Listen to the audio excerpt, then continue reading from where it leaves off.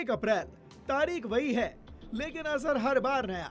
ये सिर्फ कैलेंडर बदलने का दिन नहीं है, बल्कि आपकी जेब का बैलेंस तय करने वाला दिन है। सोचिए, अगर आपके सुबह उठते ही खबर आए कि गैस सिलेंडर महंगा हो गया या टैक्स के नियम बदल दिए गए हैं और आपके खर्च अचानक से बढ़ जाएं, तो क्या आपका बजट संभल पाएगा? 1 अप्रैल 2026 से कई बड़े बदलाव होने जा रहे हैं जो आम आदमी की जेब पर सीधा असर डालेंगे।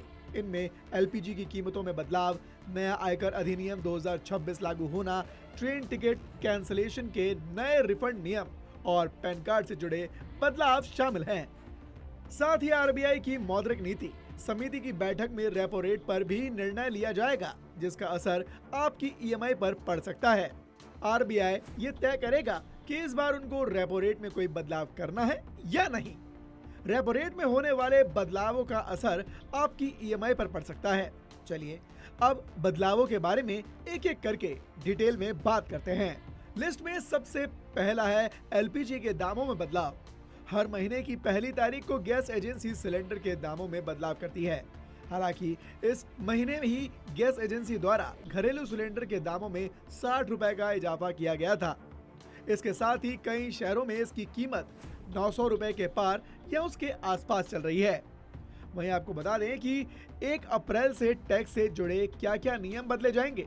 इस बारे में मिली जानकारी के मुताबिक 1 अप्रैल 2026 से न्यू टैक्स एक्ट यानी कि न्यू इनकम टैक्स एक्ट लागू किया जाएगा। ये पुराने इनकम टैक्स एक्ट को बदलने वाला है। न्यू इनकम टैक्स एक्ट के तहत टैक्स से जुड़े नियम बदलने वाले हैं। इनका उद्देश्य टैक्स को सरल बनाना है। आपको बता दें कि न्यू इनकम टैक्स एक्ट के तहत बदलने वाली है कई तारीखें। वहीं आईटीआर फाइलिंग ड्यू डेट बदलेगा। आईटीआर 3 और आईटीआर 4 के तहत आने वाले नॉन ऑडिट टैक्स पेयर्स की आईटीआर फाइलिंग लास्ट डेट बढ़ाई गई है। अब ये टैक्स पेयर 31 अगस्त तक आईटीआर फाइल कर पाएंगे। रिवाइज रिटर्न करने की तारीख भी अब बदलने वाली है। 1 अप्रैल से इसकी लास्ट डेट 31 मार्च हो जाएगी। सभी टैक्स पेयर्स पेनल्टी के साथ रिवाइज रिटर्न 31 मार्च तक फाइल कर पाएंगे।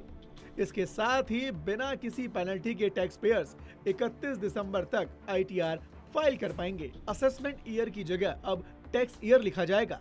वहीं आपको बता दें कि टैक्स छूट में भी कई बड़े बदलाव किए जाएंगे। अब पेंशन पर टैक्स छूट नहीं मिलेगी। आर्म फोर्स की पेंशन अभी तक हर किसी के लिए टैक्स फ्री है, लेकिन अब पेंशन पर कर छूट उन्हीं आर्म फोर्स को मिलेगी जिन्होंने शारीरिक अक्षमताओं के कारण सेवा छोड़ दी है। लिस्ट काफी लंबी है और उसमें अगला नंबर है पैन कार्ड से जुड़ा। हर साल 10 लाख से ज्यादा लेन देन का पैन देना होगा।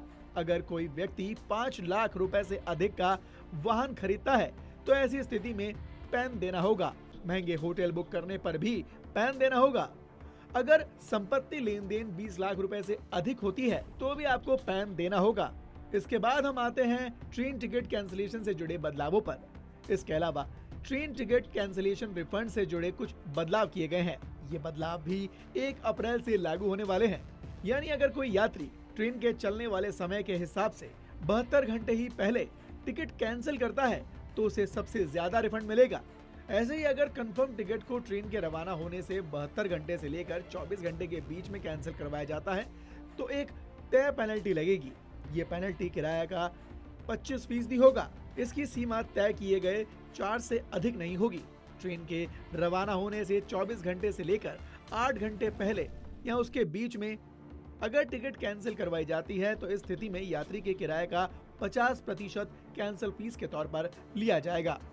अगर आप अपना कंफर्म टिकट ट्रेन के रवाना होने से 8 घंटे पहले करते हैं तो फिर ऐसी स्थिति में आपको कोई भी रिफंड नहीं मिलेगा।